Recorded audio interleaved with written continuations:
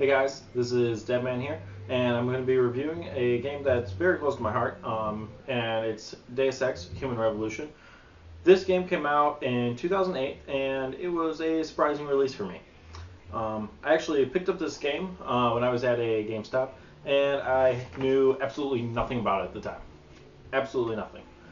This game is by Square Enix, which is actually one of my top studios right now. I really like them. I feel like their games are very well done and very polished by the time of release.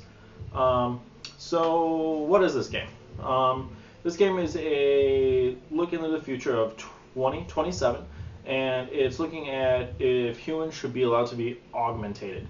What does that mean? It is a type of human dismemberment that replaces human limbs with robotic and sort of enhancements.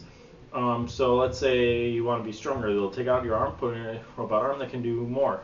And you can have like a neural implant that makes you smarter and can think more rapidly. So it's kind of one of those futuristic feels to them, but it doesn't go way into it that it's like, oh my god, I don't even care about this because it's so unrealistic. It is a first-person shooter stealth game, so it's kind of like a Gears of War game where if you go into cover, you'll get that third-person view. But it also has that like Halo feel where you'll be in that first-person view with just a gun. So it is a very good combination, and it does it very smoothly, which is good because I feel like a lot of games lack within that quality of very quick camera snapping like that. So a little bit about the detail within the game. This game has a lot of very pretty graphics. Going throughout the game, you almost want to check every single corner because it's very detailed. It's a very bright, vibrant game. Just looking at the front cover art, I mean, it has a lot of yellows, deep color, a lot of light color effect, really big in the black detail, and how they do that. So going through the game, you just want to look at everything because they did just such a good job with that. So I'd have to say, overall, the gameplay lasts about 5 to 8 hours, depending on how you play the game. If you're just running and gunning, it is definitely shorter. If you're doing it stealthy and trying to get every single side quest, because there are a handful of them, it'll probably take about 8, maybe 9.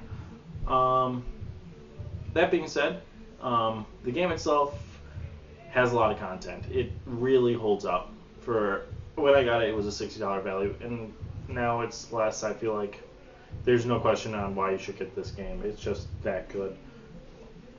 There is no online for this game, which is something that most people are looking for now for that social aspect. But that being said, it's a stealth game, so it shouldn't have that. It does a very good job as just a single player game. So if you have just time to just sit and you just don't want to deal with multiplayer and internet connection, whatnot, garbage, this is a really good game. Just sit down, relax, and play. It's not like very overwhelming at all. But another really different thing about this game is the dialogue within the game. A couple times you'll be thrown into dialogue situations where you have to pick what you're going to say to the person, and depending on what you say, it depends completely on how the storyline can involve you and change. And throughout the game, you'll have about, I'd say, 6 of these timelines. I mean, you'll talk to people more, but more interrogating than just talking. And depending if you pass all 6 or don't pass some of them or don't pass any of them, there are 3 different endings to the game. So this makes it a little bit different, and it helps you understand better how the game will progress. And gives you a better understanding of what's going on in the world around you, because if you don't get some of these points, you might not know something, and it leaves a little bit out, and you're kind of questioning, well, why am I doing this? So it's kind of cool how that works. Within it, they did leave a couple Easter eggs that are really cool. I'll leave you to find those. They're pretty obvious. They kind of stick out, but I think that they're kind of funny. That being said, I'd have to say this game deserves 9 out of 10. The reason I say that is there is only a couple things wrong with it. Like loading times are a little bit long. sometimes the dialogue is a little bit dry, just because the voice actor, great voice actor, love it. Sometimes it's just a monotone voice though, and it's kind of like, I wish there was a little bit more here. Other than that though, I'd say this game does a very good job on making the content very good, and it does a great job on making sure that the game lives up to what they say it's going to. So, yeah, I'd say 9 out of 10 is a very good score for this game. Thank you, and I hope to see you for the next video.